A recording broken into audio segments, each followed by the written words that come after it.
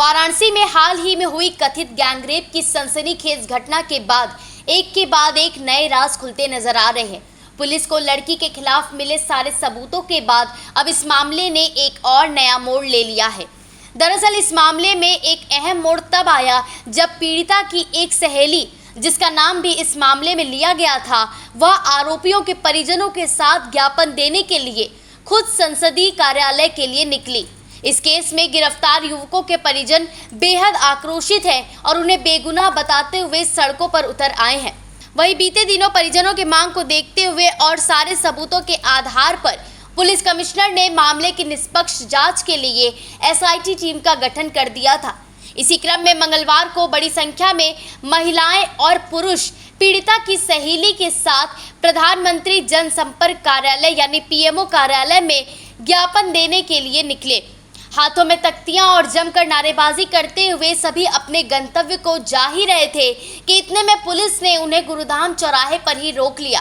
Police ने काफी देर तक उन्हें समझाने का प्रयास किया, लेकिन चिलचिलाती धूप में आरोपी के परिजन वहां से हिलने को तैयार न थे।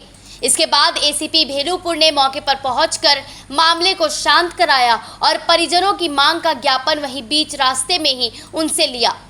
पीड़िता की सहेली ने खुद मीडिया से बात करते हुए पूरी घटना को संदिग्ध बताया और कहा कि कुछ लोग साजिश के तहत युवकों को फंसा रहे हैं। मैं पीड़िता की सहेली हूं, लेकिन ऐसी लड़की को अपनी सहेली बताते हुए मुझे बेहद शर्म आ रही है, क्योंकि ऐसी लड़कियां दोस्त कहलाने लायक ही नहीं है। मैं पीड़िता की मित्र हूँ, पर मुझे मित्र कहते हुए भी शर्म आती है, क्योंकि ऐसी लड़कियों को मुझे मित्र बनाना ही नहीं चाहिए। उसने बताया कि वह पूरे टाइम मेरे साथ थी और मुझे पता ही नहीं चला कि कब वह इस प्रकार का षड्यंत्र रच रही।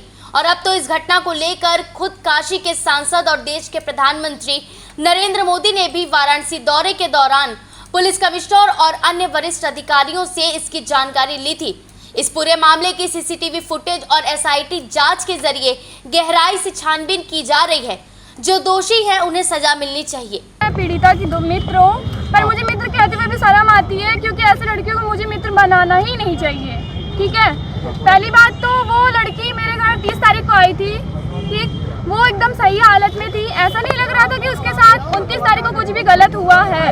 वो पीड़िता मेरे घर पे आई, बार बार मुझे हमेशा कह रही है चलो बाहर घूमने चलते, वो भी इतनी धूप में 1 से 1:30 बजे के करीब। ठीक, उसके बाद मैं उसको हमेशा मना कर रही हूँ, नहीं, उस टाइम मेरा फर्स्ट नवरात्र का व्रत था।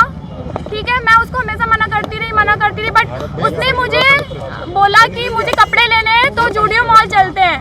तो हम पापा से रिक्वेस्ट करके गए जूडियो मॉल। बेटा डेट वाइज बताती रहना।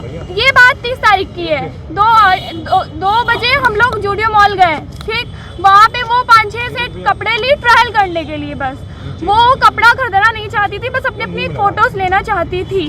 ठीक, तो वहाँ पे 10 से 15 मिनट ट्रायल करने में ही अंदर बिता देती थी और मेरे फ़ोन से वो फ़ोटोज़ भी ली है, वो प्रूफ भी मेरे पास है फ़ोन में। उसके बाद फ़ोटो लेने के बाद मैंने बोला ठीक है, तुम्हें जो भी कपड़े लेने तुम ले लो, तो वो बोली नहीं, बस मुझे अच्छे फ़ोटोज़ लेने चाहिए। प्रदर्शन में शामिल दिलशाद अहमद का कहना रहा कि बीते दिनों वाराणसी में गैंगरेप का जो मामला इतना हाइप ले रहा है वो सरासर गलत है। हमने पुलिस कमिश्नर को सारे सबूत पेश कर दिए थे और अब तक जो लोग बेगुनाह हैं वो सलाखों के पीछे हैं और जो लड़की है वह वसूली का काम करती है, वह आराम से बाहर घूम रही है। इस मामले का अवगत कराने के लिए इसके खिलाफ हम आज पीएमओ कार्यालय के लिए निकले हैं। मामला बहुत हाई प्रोफाइल हो गया था, क्योंकि प्रधानमंत्री का संसदीय क्षेत्र था। एक महिला ने 23 बच्चों को जो इल्ज़ाम लगाया था, जो स्क्रिप्ट पढ़ के, जो नाम लिख के सबका एक नाम लेकर उसको कथित पड़ी था।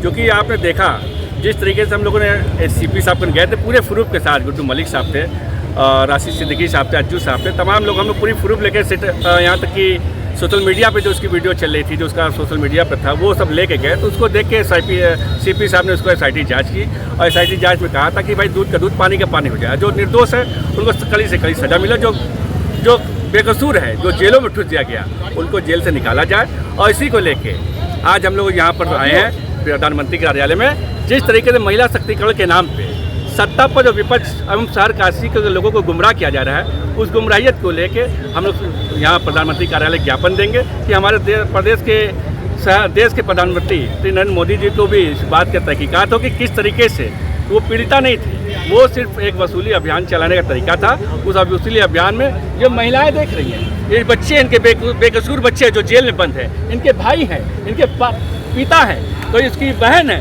सारे लोग लेके लगातार न्याय पाने के लिए हम लोग सीपी साहब से लेके ये नरेंद्र मोदी जी के कार्यालय तक जा रहे हैं। वहीं गुड्डू मलिक ने बताया कि हमें न्याय चाहिए, न कि किसी निर्दोष का जीवन बर्बाद होता हम देख सकेंगे।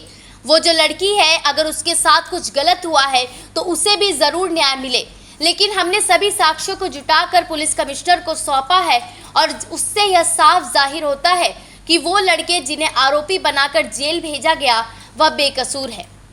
सर बलात्कार किया है तो उसका जो है FIR हुई है और पुलिस ने जो है हम लोग जो गए थे 17 तारीख को, तो कमिश्नर महोदय ने ये बताया कि भाई उस लड़की ने FIR की है और वो न्याय की मांग कर रही है। तो वो हम ये नहीं चाहते कि उसके साथ न्याय ना, अगर उसके साथ कोई घटना घटित है तो उसके साथ न्याय हो, मगर जो हम लोगों ने साक्ष्य जुटाए उस आधार पे हम लोगों को ये लगता है कि हमारे साथ जो 23 लोग हैं वो पीड़ित, आज के डेट में वो लड़की पीड़ित नहीं है, पीड़ित हमारा वर्ग है।